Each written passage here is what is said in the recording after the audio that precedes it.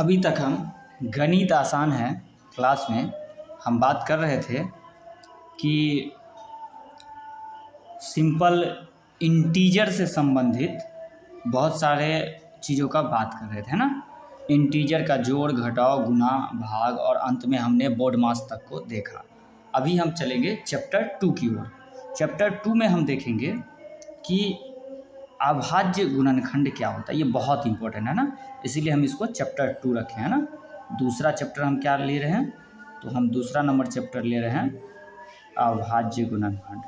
अभाज्य गुणनखंड, इसको हम चैप्टर नंबर 2 में लेंगे, है ना। अभी तक हम जो भी बात कर रहे थे वो समझिए चैप्टर 1 की बेसिक बातें थी, ठीक है।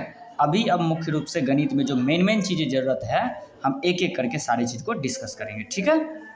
अब लोग ध्यान से देखिए क्योंकि बहुत इंपॉर्टेंट होने वाला है। गणित सिखा के हम चीज़ों को छोड़ने वाले हैं ना, तो ये बात भूल जाइए आपको क्या आता है और क्या नहीं आता। अभी हम एक एक चीज़ को देखने वाले हैं। तो सबसे पहले अभाज्य गुणनखंड को समझने से पहले हम ये समझें कि अभाज्य संख्या क्या होता है। तो सबसे पहले हम क्या बात करेंगे इसमें कि अभाज्य संख्या क्या है।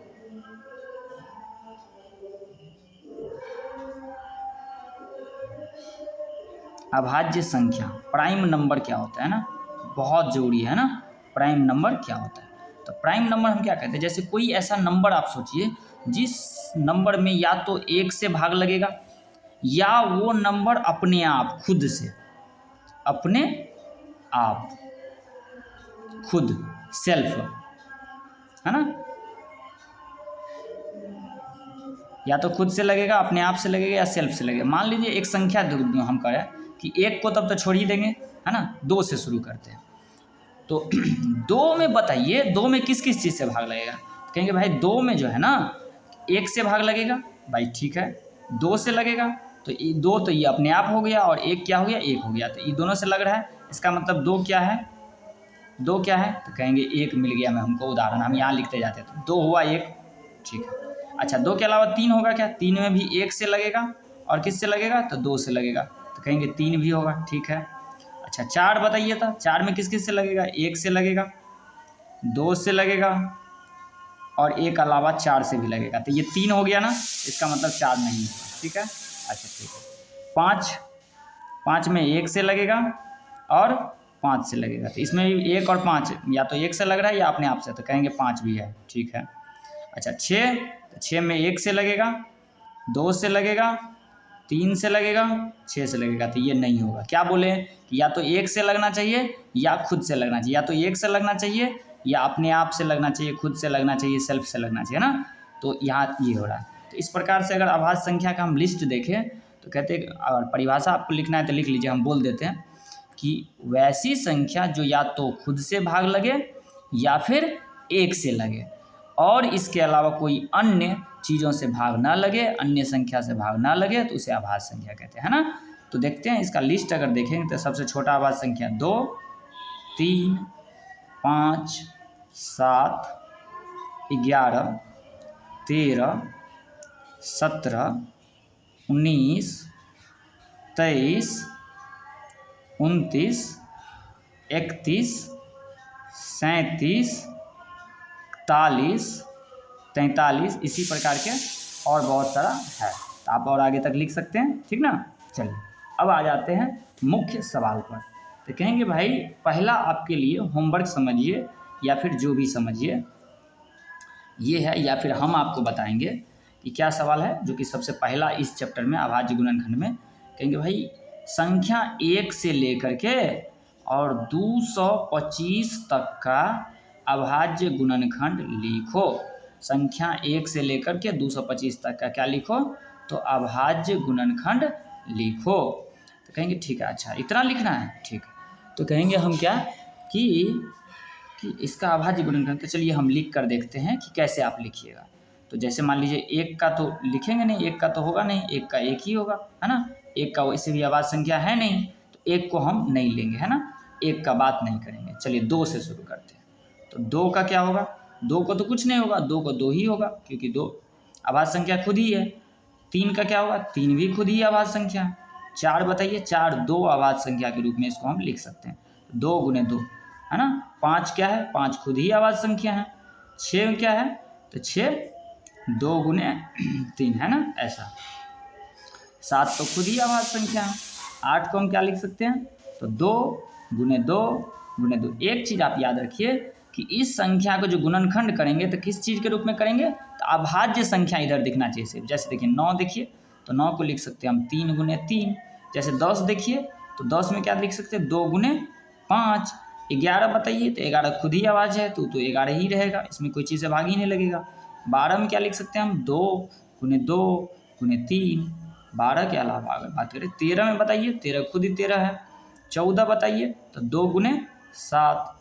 15 बताइए, तो 3 गुने 5। तो इस प्रकार से आप ढेर लिख लीजिएगा, 2-4 को और लिख देते हैं थोड़ा बड़ा बड़ा, है ना। जैसे एक 50 का लिखते हैं, तो 50 को क्या लिख सकते हैं, 2 गुने क्या और क्या लिखेंगे, तो 2 गुने 5 गुने 5। 5 25, 25 दूना 50, ठीक है। अगर 100 का लिखे तब तो कहेंगे 2 गुने 5 गुने 5। 5 25 दूना 50 दूना 100।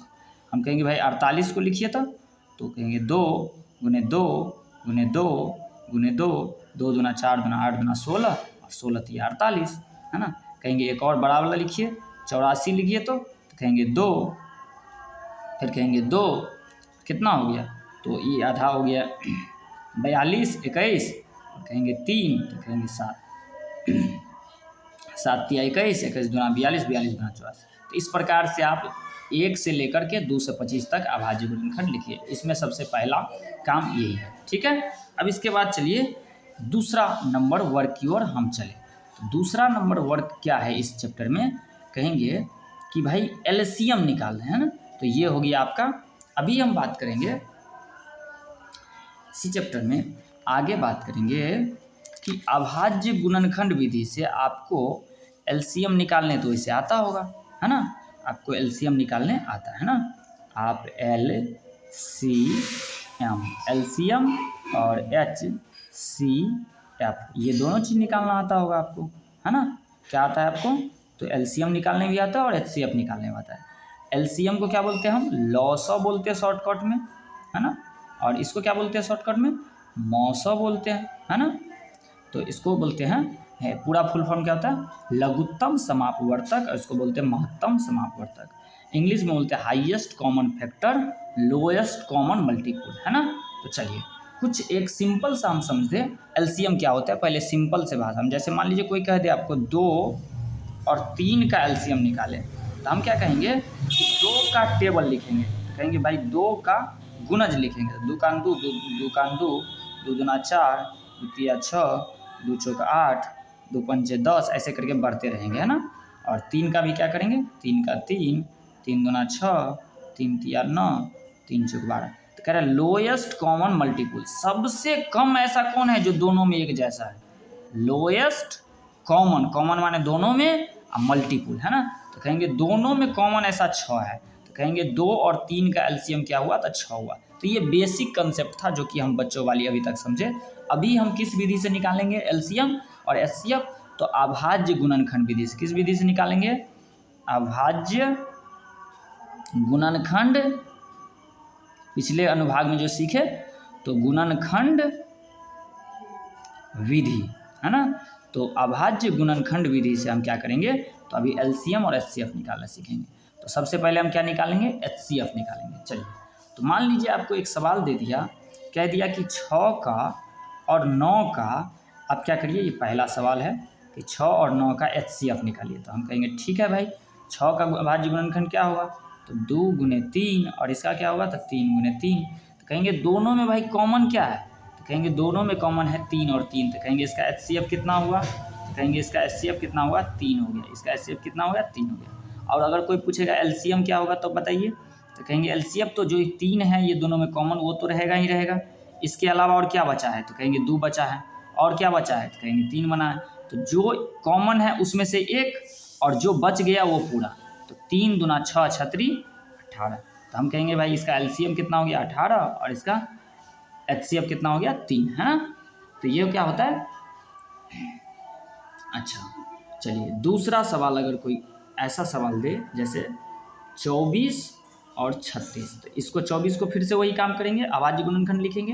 तो 2 गुने 2 गुने 2 गुने 3। 36 का क्या होगा, 2 गुने 2 गुने 3 तो कहेंगे भाई दोनों में कॉमन कौन सा है, तो कहेंगे ये है और ये है कॉमन।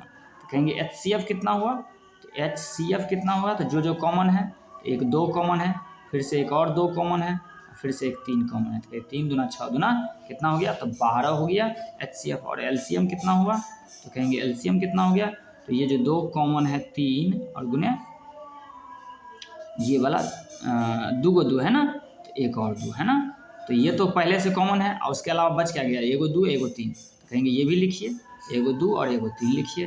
ठीक है, आप पूरा को गुना करिए, 3 दूना 6, 6 दूना 12, 12 दूना 24, 24 दिया, तो ये हो गया 72।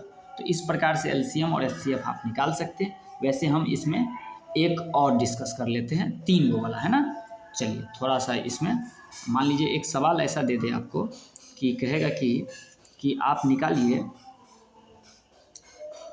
12, 72 और 84 इसका निकालिए। तो कहेंगे 12 का हम क्या लिख सकते हैं, तो 12 का 2 गुने 2 गुने 3 लिख सकते हैं। 72 का क्या लिख सकते हैं, तो 72 का 2 गुने 2 गुने 2 गुने 3 गुने 3, 2 दूना 4, 4 अच्छा एगो और 2, 4 दूना 8, 8 9 72, है ना। 84 को क्या लिखेंगे, 2 गुने 2, तो 2 दूना 4, ये हो गया 42, 21, 21 चौक 84, 21 और 3 गुने 7, है ना। तो कहेंगे भाई ये 3 हो गया और क्या हो गया, तो ये 2 हो गया और क्या हो गया, ये तो फिर से 2 हो गया। अब तो और कुछ कॉमन दिख नहीं रहा है, तो हम कहेंगे कितना हो गया, तो HCF अगर कोई पूछेगा कितना हुआ इसका, तो कहेंगे 2 गुने 2 और गुने 3, तो कितना हो गया, 2 दूना 4 तिया 12 हो गया। और कहेंगे LCM कितना हो गया, तो LCM तो जो गुना में पहले HCF वाला है वो तो रहेगा ही रहेगा, और इसके अलावा क्या क्या बच गया, कहेंगे 1 2 इधर बच गया है, 1 3 इधर बच गया है और 1 7 इधर बच गया, ये पूरा हो जाएगा। 2 दूना 4, 4 दूना 8, 8 3 24, 24 तिया 72, 72 को 7 से गुना कर लेंगे, तो 72 को 7 से गुना करेंगे तो 7 दूना 14, 7 7 49, 1 50, कहेंगे कितना हो गया, कहेंगे 504 इसका हो गया। तो इस प्रकार से हम LCM और HCF निकाल लेंगे, है ना। उम्मीद करते हैं आपको ये बात समझ में आई हुई है ना। चलिए थोड़ा सा और डिस्कस कर लेते हैं, 1 2 सवाल इससे संबंधित और है, बहुत महत्वपूर्ण सवाल सब है ना। तो चलिए 1 2 सवाल और है, 1 2 और महत्वपूर्ण सवाल हम लेते हैं। जैसे एक सवाल हम ले रहे हैं, जैसे 91, 112 और ये हो गया आपका 49, मान लीजिए ये तीनों है। तो 91 को क्या लिख सकते हैं, 7 गुने 13, 13 7 91, 112 क्या बोलते हैं, तो 112 में कितना से भाग इसको लिख सकते हैं, गुणनखंड इसको करेंगे तो 112, तो इसका हम निकाल लेंगे, तो ये 5 दूना 10, 6 दूना 56, फिर से 2 28 दूना 56, फिर से 2 14 दूना 28, फिर से 2 7 दूना 14, 7 दूना 14, 28 28 दूना 56, 56 दूना 112, है ना।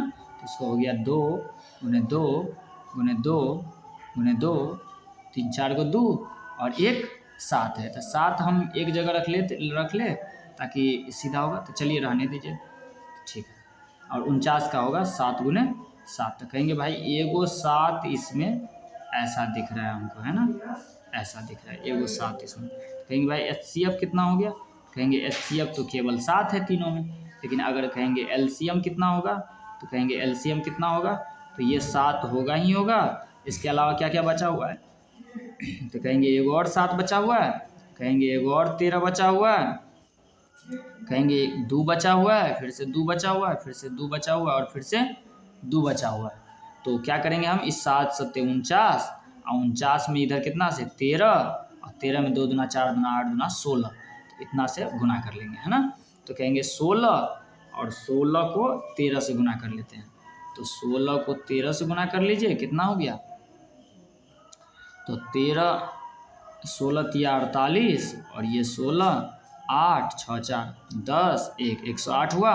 108 को कितना से गुना कर लेते, तो 49 से गुना कर लेते, 7 7 49, तो 9 8 72 क्योंकि 0 है ना, और 9 का 0 का 0 तो 7 और 9 का 9 और ये 8 चौक 32 और 4 एकम 4, तो ये हो गया 2 7 2 9 9 3 12, 4 1 5। तो कहेंगे भाई इसका एलसीएम कितना हो गया, तो 5292। इसका एलसीएम कितना हो गया, 5292। तो इस प्रकार से हम एलसीएम एचसीएफ निकाल लेते हैं। एक और हम ले लेते हैं इसका एलसीएम और एचसीएफ से संबंधित सवाल, फिर उसके बाद हम आप लोग को लिए छोड़ देंगे, है ना। तो चलिए एक और सवाल ले लेते हैं हम। कौन सा सवाल ले लें, तो चलिए 120, 144 और 204। तो 120 को हम क्या क्या लिखेंगे, तो 120 को लिखेंगे हम 2 गुने 2 गुने 2। 120 का क्या हो गया, अच्छा ये कहिएगा कैसे निकालते हैं, बड़ा बड़ा है हमको नहीं निकलेगा। तो देखिए इस प्रकार से आप एलसीएम ले सकते हैं। ऐसे 2 से लगाइए तो 60 दूना, फिर से 2 से लगाइए 30 दूना, फिर से 2 से लगाइए 15 दूना, 3 से लगाइए तो 5 3 15। तो क्या कहेंगे 2 2 2 3 गो 2, उसके बाद 1 गो 3 और 1 5। फिर 144 को कैसे लगाएंगे, तो ऐसे ही निकाल सकते हैं, है ना। क्या होगा, तो इसका हो जाएगा 2 गुने 2 गुने 2 गुने 2 गुने 3 गुने 3, है ना। या फिर कहिएगा 204। तो इसको भी ऐसे ही निकालेंगे, है ना, सबको ऐसे निकाल लेंगे अगर दिक्कत हो रहा है तो। 10 2 फिर से 2 5 1 51 3 17 3 51। तो क्या हो जाएगा 2 गुने 2 गुने 3 और गुने 17। तो कहेंगे ये वाला 2 आ गया, ये वाला 2 हो गया और ये 3 आ गया, ठीक है। तो कहेंगे कि HCF कितना हो गया, तो कहेंगे HCF हो गया 1 2 फिर से एक और 2 और फिर से एक और क्या हो गया, एक और 3, है ना। 2 को 2 और 1 को 3, तो कितना हो गया 2 दूना 4 तिया 12 हो गया, ठीक है। अच्छा ये 12 हो गया, तो ये हो गया HCF। लेकिन LCM का जब बात करेंगे तो यहाँ पर एक नया नियम है, थोड़ा ध्यान दीजिएगा कि LCM वाला में अगर कोई 2 गो भी मिल रहा है तो उसको भी मिला लेंगे, ठीक है। कोई 2 गो वाला भी मिल रहा है, अब तो कोई नहीं मिल रहा है। तो चलिए, तो ये क्या कहेंगे, जितना बक्सा बना 2 गो वाला और 3 गो वाला सब में से एक ही निकालेंगे। तो ये 2 निकला, इसमें से 2 निकला, इसमें से भी 2 निकला, इसमें से 3 निकला। अब बच क्या गया, कहेंगे एक और 2 बचा हुआ है, ठीक है। एक और क्या बचा हुआ है, 5 बचा हुआ है, एक 3 बचा हुआ और एक 17 बचा। सब को गुना करके हम क्या करेंगे, इसको लिखेंगे। तो कहेंगे 2 दूना 4 दूना 8, 8 3 24, 24 दूना 48, 48 पंचे 240, 240 तिया 72, मतलब 720 और इसको 17 से गुना कर लेंगे। तो 17 दूना 34, 3 17 7 119, 119 और 20 122 और 1 0 का 0। तो कहेंगे 1 2 2 4 0। तो हम कहेंगे इसका LCM कितना हो गया, इतना हो गया। तो उम्मीद करते हैं आपको LCM HCF अभाज्य गुणनखंड इसमें कोई दिक्कत नहीं होगा। तो ये हो गई आपकी चैप्टर नंबर 2 का पूरा आपका सार। अच्छा एक छोटा सा सवाल आपसे पूछ ले, कहेंगे कि 2 क्रमागत संख्याओं का मौसो कितना होगा। क्रमागत संख्या माने क्या हो गया, जैसे 13 के बाद 14, है ना, 12 के बाद 13। तो इसका अगर मौसो पूछे तो कहेंगे भाई ये दोनों मौसो का मतलब क्या होता है। मौसो का मतलब हम आपको बताए थे इधर कि मौसो का मतलब क्या बताए थे, कि मौसो का मतलब बताए थे हम कि एच से हाईएस्ट कॉमन फैक्टर, सबसे ज़्यादा उसमें कॉमन किया है। तो अगर मान लीजिए क्रमागत संख्या में 13 में और 14 में देखिएगा तो एक ही कॉमन है। तो कहेंगे कि क्रमागत संख्याओं का 1 होगा। कहेंगे लगातार सम संख्या का कितना होगा, तो 2 होगा। लगातार विषम संख्या का कितना होगा, तो भी क्या होगा, 2 ही होगा, है ना। तो इस प्रकार के बहुत सारे सवाल सब है। तो चलिए, और आप लोग को कोई दिक्कत रह गया तो उसको हम आगे डिस्कस कर लेंगे। उम्मीद करते हैं आप सबों को समझ में आया होगा। आप सब हमारे साथ जुड़े हैं, इसके लिए बहुत बहुत धन्यवाद।